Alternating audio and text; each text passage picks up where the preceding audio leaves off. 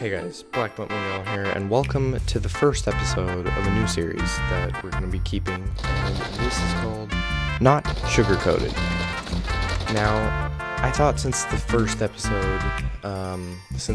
the first episode, we should make it on a game that is fairly new, and we're going to be talking about Battalion 1944. This game is a World War II themed shooter. It's a mix between Call of Duty and CSGO, which you'll see in some of the gameplay, which you can tell. Now, I have nothing but love for this game. I love it so much, and I've already put 10 hours into the game, and it's only been out 6 days. I know this is an early access game, so there are going to be problems with it, which is, understandable. It's early access.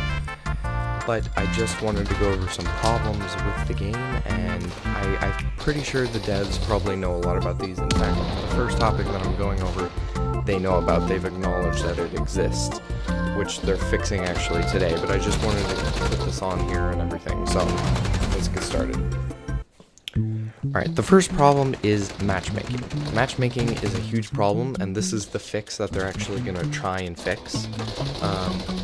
It would, without fail, each time a round started, it was always a 5v2 or a 2v5, both times.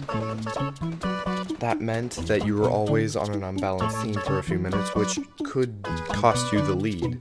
Now, they also know that the matchmaking when it comes to actually getting players into the same match is pretty bad, and again, this is early access, but they are working on it right now, which is great. Now, another thing that I've seemed to notice, and I don't know if this is actually true, or I just it feels like it, but there are two sides in this game. It's the Allies and the Axis. Axes? Nazis? I don't know. I can't ever pronounce it, by the way. The Allies side, the weapons seem underpowered, and the aim feels off. To be honest, I like playing as the Nazis more than the Allies because their weapons feel better. Hopefully this gets fixed, and or maybe it is fixed and it's just me. So I'm gonna put up a picture right here, and as you can see on the picture, there are 6 classes in the game. Both teams have the same exact classes, except for each class there's a little change for each side. The Rifleman, for the Ally side, I think it is, yeah, it's the Ally side, you have sort of like this long-range, rapid-fire rifle. But for the Nazi side, you have a Kar-98. Now, this is a problem because the Kar-98 is honestly more effective than the shotgun that is in the game, which is a big problem because people just run around with the Kar-98 and shoot it. I think what they could do to balance this is maybe make it 2 body shots to kill instead of 1 and 1 headshot. That is just something that, it's not game breaking or anything, it just seems to be sort of a problem that I find very annoying, that people can just use a Kar-98 and shoot you.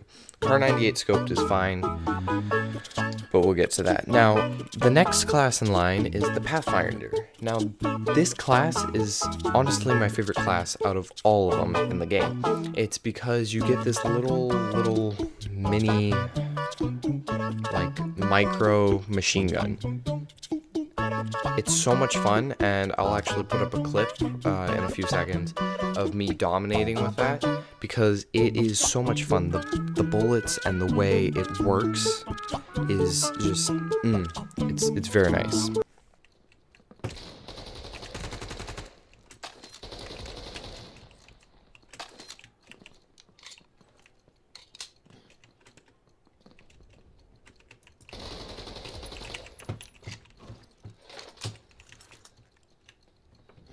That needs to be clipped. Someone clip that. Okay, the next class we have is actually the heavy class. Now, again, like I've said, each side has a different variety and a different variant of each gun. for the classes. So for instance, on the Nazi side, I'm just going to say that way I don't embarrass myself trying to say the other word. The Nazis actually have an AK-47, or what looks to be one. On this side, you have something that's not necessarily, it's a bar, B-A-R, and they actually work fairly similar. It just seems the AK-47 has a faster unloading time, so when you're firing at someone, the bullets actually come out of the gun faster than the ally side. But the ally side actually has a quicker scope up time, so like how fast the scope gets up, so you can see through it. Now the marksman is actually just a scope sniper rifle, and it is very balanced, I think, because the scope is it's not super small, but it's small enough to make it, you can't see everything, but it's not so small that you can't see anything. And I think that is perfectly balanced. I'd like to see what would happen if they made it 2 body shots and 1 headshot. I would like to see if it brought a lot more skilled players to that class. Now the operator actually is the same for both sides. It's actually a shotgun, which is really cool to use, especially if you're going for certain strats. There's one map that I like playing on with the shotgun, and it's because I can use this corner as a way to just peek, kill someone, and then that's already an up for my team. Now the final one is the default. Now this is pretty rapid fire, medium range rifle, and both sides have it, and it comes with a grenade and a smoke. So it allows you to go for really tactical things. If you don't have that loadout, it'll give you 1 or 2 slots for grenades and smokes, and you can choose them from the supplies given here and here. Now we're gonna go over these little accessories. The grenade, the only problem with it that I have right now is the icon doesn't show when you're safe, so it doesn't disappear when you're safe from the grenade. You never know if you're actually going to die from it, because let's say you get behind something and the icon will still be there, which is frustrating at times. I think the smoke is fairly balanced and awesome. Now, I want to go over a few of the game modes. The first one is Capture the Flag. This is everyone's favorite. It's so much fun when you have a team that can work together, and I can't wait to, it's so much fun, and I can't wait for them to add mics in, which is very soon, by the way. The mics will actually help with the capturing of the flag, right? The next one is bomb defusal. Now this is, if you've ever played CSGO, you already know how this goes down. You have 2 places, 1 team defends, 1 team attacks. Fairly simple, and yet it's so much fun. Now the next one is, what I've been told is called domination.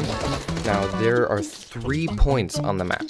1, 2, 3, A, B, and C, and there's one team both teams have to capture a point, or all 3 of them, and it takes time to rack up the points after you've captured each point, which is amazing. It's almost like Overwatch if you've ever played that.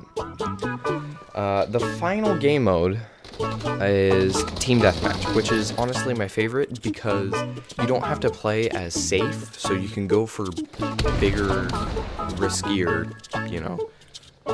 feeds, which some people may not like, but it's kind of a shock when you go from Team Deathmatch to Bomb Defusal, where you have just 1 shot basically. So if you ever go swapping between it, you just need to adjust your play style. Now, from what I've seen so far, there are 5 maps in the game. One of them didn't work a lot until the other day, and that one was, I think it was Outpost, which it works now, but I don't know if they still have it bugged or not, because every time I tried to play that map, that one would kick me out. Now, as we go through the maps, the first one is Coastal. Now, this one is by the coast. There's a few cool things here and there. I really enjoy this map because it's so split and it's just got a nice variety with these little shortcuts behind the map and everything. The next map is Liberation. This one's pretty fun to play. Outpost, like I said, it didn't have,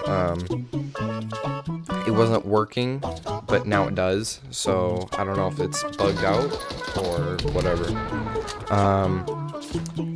Manor V2. So I'm guessing there's a V1, and maybe I just haven't seen that, but it's on the map. It's a ton of just like, there's a plane crashed everywhere. There's a barn. There's these rotations where you can go through these barns at this door and then attack someone else. Now the final one is Battery, which is pretty cool.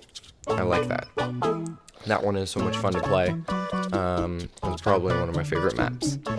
Now, the final, we've gone through all the maps and every single thing that I, have gone through.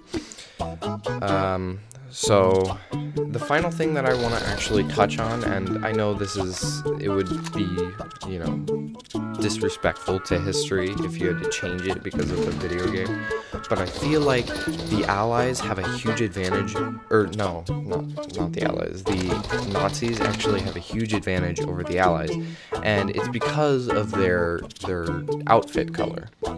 It's not a huge advantage where it makes it like invisible because, the camo memes and stuff. But I feel like on the map Outpost, which is fully like wooded, there's tons of trees and bushes everywhere, the Nazis actually have a huge advantage because there's not a ton of light. So maybe if you brighten that map up, that would be awesome. Anyways, I want to thank you guys so much for watching this. This is our first episode of Not Sugarcoated. Tell me what you guys want me to do next. I'm really excited to do more of this. Yeah, hopefully you guys enjoyed. Thank you guys so much for watching. I'll see you guys later. Stay sweet. Bye-bye.